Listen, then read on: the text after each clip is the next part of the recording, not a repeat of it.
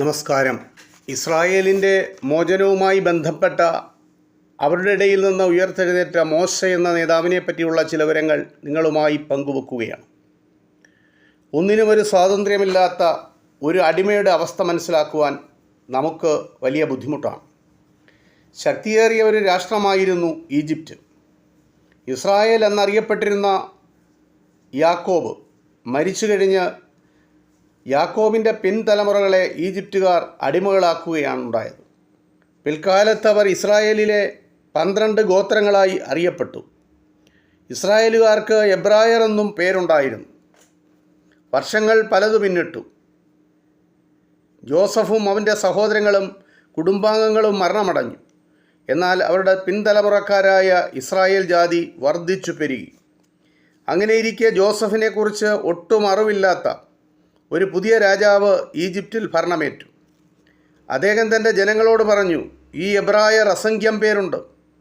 ഒരുപക്ഷെ ഒരു നാൾ ഇവർ നമുക്ക് ശല്യമായി തീർന്നേക്കാം. ഒരു യുദ്ധമുണ്ടായാൽ ഇവർ നമ്മുടെ ശത്രുപക്ഷത്ത് ചേർന്ന് അവരോടുകൂടെ നിന്ന് നമ്മെ എതിർത്ത് തോൽപ്പിച്ചേക്കാം. അതുകൊണ്ട് അവർ പെരുകാതെ നോക്കണം. അതിനായി ഇസ്രായേലിയരുടെ ജോലി ഏറ്റവും കഠിനമാക്കി. അവരെ പീഡിപ്പിക്കുവാൻ ക്രൂരന്മാരായ മനുഷ്യരെ അവരുടെ മേൽവിചാരകന്മാരാക്കി. രാജാവിനു വേണ്ടി ഗോതമ്പ് തുടങ്ങിയ ധാന്യങ്ങൾ സൂക്ഷിച്ചു വെക്കുവാനായി പീതോം, റമസേസ് എന്നീ പട്ടണങ്ങൾ ഇസ്രായേല്യരെ കൊണ്ട് പണിയിച്ചു. ഇത്രയൊക്കെ കഷ്ടത നേരിട്ടെങ്കിലും ഇസ്രായേൽ ജനത വർദ്ധിച്ചുകൊണ്ടേയിരുന്നു. അതിനാൽ മിസ്രൈമ്യർ അവരെ ഏറെ ഭയപ്പെട്ടു. അവർ ഇസ്രായേല്യരുകാരോട് അധികം ക്രൂരമായി പെരുമാറുകയും ചെയ്തു. തങ്ങളുടെ കെട്ടിടങ്ങൾ പണിയുന്നതിനും വയലുകളിൽ പണി ചെയ്യുന്നതിനും ഇസ്രായേൽ ജനതയെ അടിമകളാക്കി ഉപയോഗിച്ചു. എബ്രായ സ്ത്രീകൾക്ക് പ്രസവ ശുശ്രൂഷ നൽകുന്ന 2 സ്ത്രീകളെ വിളിപ്പിച്ച് ഈജിപ്തിലെ രാജാവ് അവരോട് പറഞ്ഞു, നിങ്ങൾ എബ്രായ സ്ത്രീകളുടെ പ്രസവം എടുക്കുമ്പോൾ ആൺകുട്ടിയാണെങ്കിൽ കൊന്നുകളയണം, പെൺകുട്ടിയാണെങ്കിൽ ജീവിച്ചു കൊള്ളട്ടെ. എന്നാൽ ആ സ്ത്രീകൾ ദൈവത്തെ ഭയപ്പെട്ടിരുന്നവരായിരുന്നു. അവർ രാജാവിനെ അനുസരിക്കാൻ കൂട്ടാക്കിയില്ല. പകരം ആൺകുട്ടികളെ ജീവിക്കാൻ അനുവദിച്ചു.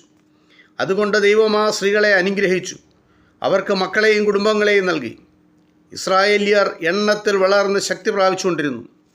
അപ്പോൾ രാജാവ് മറ്റൊരു കൽപ്പന പുറപ്പെടുവിച്ചു, എല്ലാ എബ്രായ ആൺകുഞ്ഞുങ്ങളെയും നൈൽ നദിയിൽ എറിഞ്ഞു കളവീൻ, എന്നാൽ പെൺകുഞ്ഞുങ്ങൾ ജീവിച്ചു കൊള്ളട്ടെ. അതായിരുന്നു രാജാവിൻ്റെ പുതിയ കൽപ്പന. ഇസ്രായേൽ ചരിത്രത്തിലെ ഏറ്റവും പ്രധാനപ്പെട്ടവരിൽ ഒരുവനായിരുന്നു മോശ. എങ്കിലും ഒരു കുഞ്ഞായിരുന്നപ്പോൾ മോശ മരണത്തിൻ്റെ വക്കോളം എത്തുകയുണ്ടായി. ഇക്കാലത്ത് ലേവ്യ ഗോത്രത്തിൽപ്പെട്ട ഒരു പുരുഷൻ അതേ ഗോത്രത്തിൽപ്പെട്ട ഒരു സ്ത്രീയെ